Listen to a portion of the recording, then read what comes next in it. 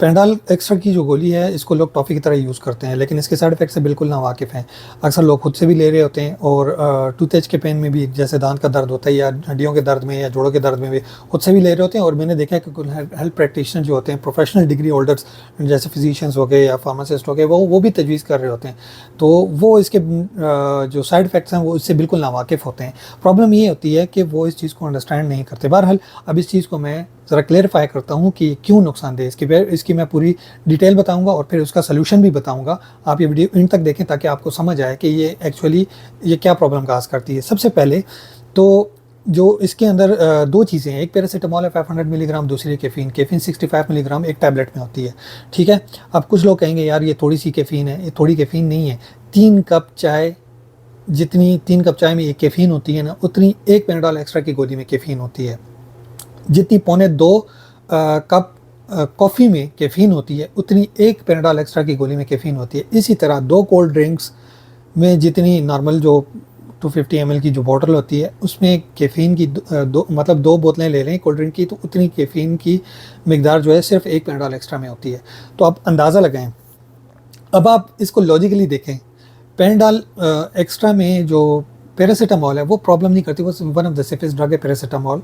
अब इसका ये मतलब नहीं है कि 100% सेफ है, लेकिन one of the safest drug, मतलब तमाम ड्रग्स में से सबसे सेफ ड्रग है जो पैरासीटामॉल है। वो इशू नहीं करती, क्रिएट करती है कैफ़ीन। अब कैफ़ीन क्या करती है? कैफ़ीन आपकी बॉडी में से कैल्शियम, ठीक है, उसके बेनिफिट्स अपनी जगह हैं, वो बेनिफिट्स हैं, लेकिन इसका मैं देखें डिटेल को समझें कि बेनिफिट्स अपनी जगह हैं, लेकिन इसके बेनिफिट्स के पीछे इसके साइड इफ़ेक्ट्स भी देखें। अगर आप ज़्यादा क्वांटिटी में इसको कंज्यूम करेंगे तो वो लाजमी बात है आपकी प्रॉब्लम क्रिएट करेगी। लाइक उसमें आपकी बॉडी में से कैल्शियम, मैग्नीशियम और पोटाशियम ये खींच के निचोड़ के निकालती है। इस कैल्शियम, मैग्नीशियम और पोटाशियम जो है तो रिस्पॉन्सिबल है आपकी जॉइंट्स के लिए, बोन्स के लिए और आपके दांतों के लिए। कैल्शियम हर किसी को पता है, लेकिन आपके दांतों के लिए पोटाशियम भी इम्पॉर्टेंट है। इसी तरह आपके जो मसल्स वगैरह हैं उनके लिए भी कैल्शियम, मैग्नीशियम, पोटाशियम सारे इंपॉर्टेंट है। हार्ट बीट वगैरह के लिए भी वो भी कैल्शियम, मैग्नीशियम वगैरह रिस्पॉन्सिबल है, ठीक है। इन चीज़ों को, हर ये कम्प्लेक्स है, इसको अगर किसी को एतराज़ हो तो इस चीज़ को ज़रा स्टडी कर सकता है कि मैग्नीशियम का और कैल्शियम का हार्ट की जो हार्ट बीट है उस पर क्या इफ़ेक्ट है। जो लोग कैफ़ीन कंजम्पशन करते हैं तो उनकी हार्ट बीट अक्सर तेज़ होती है।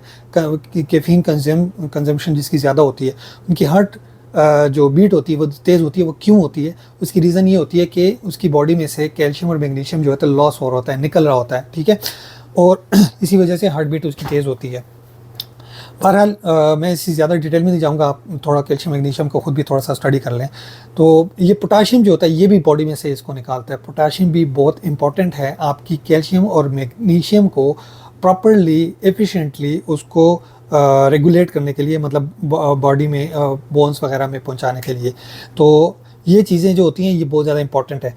अब कैल्शियम और जैसे लेट्स सपोज अब लोग रेगुलरली वो कहते हैं यार मैं तो चाय पी रहा हूँ और मुझे कॉफ़ी भी पीनी होती है, अब उनकी मजबूरी है, तो उनको ये चीज़ें नीड भी होती हैं। कोल्ड ड्रिंक तो है ही खतरनाक, ठीक है। अब सबसे पहले तो आ जाते हैं vitamin D deficiency. Vitamin D deficiency भी आजकल बहुत ज़्यादा है, जो कि रिस्पॉन्सिबल है। लाइक विटामिन डी डिफिशिएंसी हो तो कैल्शियम, मैग्नीशियम ऑटोमेटिकली डिफिशिएंसी होगी ऑलरेडी उस बंदे को, तो उसमें ऑलरेडी वो प्रॉब्लम क्रिएट है। ऊपर से वो कैफीन भी कंज्यूम कर रहा है तो ऑलरेडी प्रॉब्लम मजीद करेगी। जो पेनाडोल एक्स्ट्रा एक बंदा ले रहा है तो उसके देखें, वो जब कैल्शियम, मैग्नीशियम ऑलरेडी उसका लॉस है, वो कैफीन ऊपर से ले रहा है। पेनाडोल एक्स्ट्रा की गोली में जितनी कैफीन है, मैंने बताया 65 मिलीग्राम, इतनी ज़्यादा बड़ी तादाद में कैफीन है। अगर वो 2 गोली ले रहा है तो वो तो मतलब है कि 6 कप चाय की पी रहा है एकदम से, और इतनी कैफीन उसकी बॉडी में जा रही है, तो वो कैल्शियम और मैग्नीशियम कितनी तादाद में निकालेगा। ये देखें, ये थोड़ा थोड़ा करके भी निकालता है तो ये अच्छी खासी निकालता है। अगर किसी के दान का दर्द है ना, तो इस चीज़ को अंडरस्टैंड करें कि दान का दर्द जो है वो कैल्शियम और पोटाशियम की कमी से होता है। मेजरली हम कह सकते हैं कैल्शियम की कमी से होता है।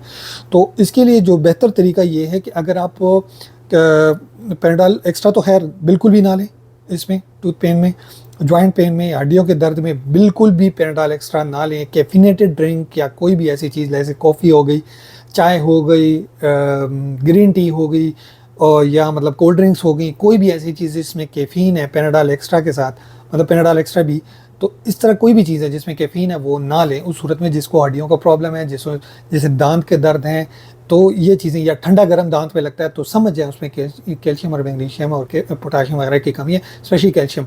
तो उस सूरत में क्या करना है, अब कोई बंदा है कि जिसकी मजबूरी है कि वो सब मतलब ये कि उसको कॉफ़ी वगैरह या चाय पीनी पड़ जाती है, मजबूरी है, लाइक अवेकनेस उसको चाहिए, लाइक एक्टिव रहना होता है, उसको काम ऐसे होते हैं, समटाइम कंप्यूटर वाले काम होते हैं, तो उसके लिए मैं सबसे अच्छी सजेशन ये दूंगा कि वो विटामिन डी की कमी अब सबसे पहले अपनी कवर करें, क्योंकि उनके अंदर विटामिन डी की कमी बहुत ज़्यादा होती है। दूसरी बात कि पोटाशियम, कैल्शियम और मैग्नीशियम जिस चीज़ में ज़्यादा हो, लाइक ऑस्टियोकेयर की टैबलेट मिलती है, उसमें मैग्नीशियम अच्छी खासी मिकदार में होती है। मैग्नीशियम या सेपरेट भी अलहदा से भी सप्लीमेंट मिलता है, वो भी आप ले सकते हैं, कैल्शियम का अलहदा से मिलता है, लेकिन कैल्शियम नॉर्मल मिकदार में लेना, बहुत ज़्यादा हाई मिकदार में लेंगे तो वो भी प्रॉब्लम करेगी। तो आपने क्या करना है, विटामिन डी लेना है मॉर्निंग में विद फैटी मील, ठीक है, और उसके साथ डिफरेंटली, मतलब डिफरेंट टाइम्स पे आपने कैल्शियम और मैग्नीशियम भी लेना है, वो रिस्पॉन्सिबल है। इकट्ठी भी ले सकते हैं लेकिन डिफरेंटली लें ताकि प्रॉपर्ली एब्जॉर्ब हो। कैल्शियम और विटामिन डी को इकट्ठी ना लें, थोड़ा सा टाइम, लाइक मैग्नीशियम वगैरह थोड़े से टाइम के बाद लें।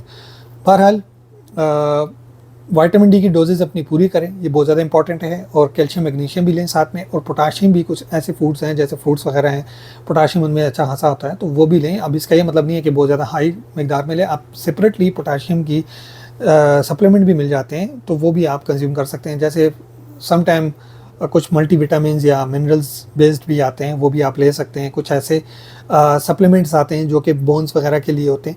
तो अगर दांत का दर्द है, आपको जोड़ों का दर्द है, या आपको हड्डियों का दर्द है, तो उस सूरत में आप ऐसे सप्लीमेंट साथ में लें। तो फिर अगर थोड़ी बहुत कंजम्पशन आपकी चाय की होती है, मैं आपको ये रिकमेंड करूँगा, कॉफ़ी से ज़्यादा अगर आप चाय लेते हैं, अवेकनेस तो वो भी काज करती है तो वो ज़्यादा अच्छी है, कॉफ़ी ज़्यादा प्रॉब्लम काज करती है। तो इस चीज़ को अंडरस्टैंड करें, क्योंकि उसके अंदर कैफ़ीन की अच्छी खासी तादाद होती है। तो कोशिश करें कि कॉफ़ी को अवॉइड करें, और अगर कैफ़ीन जितनी, अगर आपको इस तरह के प्रॉब्लम्स है तो कैफ़ीन को अवॉइड करें। अगर साथ में सप्लीमेंट ले रहे हैं, मैग्नीशियम और कैल्शियम के सप्लीमेंट अगर साथ में ले रहे हैं तो फिर वेल एंड गुड है। तो अगर साथ में ये सप्लीमेंट नहीं है तो फिर इन चीज़ों को अवॉइड करें। ये मेरा आपको एक मशवरा है, और जितने भी हेल्थ प्रोफेशनल हैं या आम लोग इसको देख रहे हैं, चीज़ को अंडरस्टैंड करें और पेशेंट्स को इसी वाले से गाइड करें काइंडली। ये चीज़ें आजकल बहुत ज़्यादा हैं, ठंडा गर्म लगता है, अगले बंदे जो हैं तो एंटीबायोटिक भी ले रहे हैं, दांत भी निकाल रहे हैं, और उसको प्रॉपरली इलाज करने की बजाय, लाइक सप्लीमेंट पे जाने की बजाय, वो उसको डायरेक्टली, मतलब ये कि दांत निकाल रहे हैं, उखाड़ रहे हैं।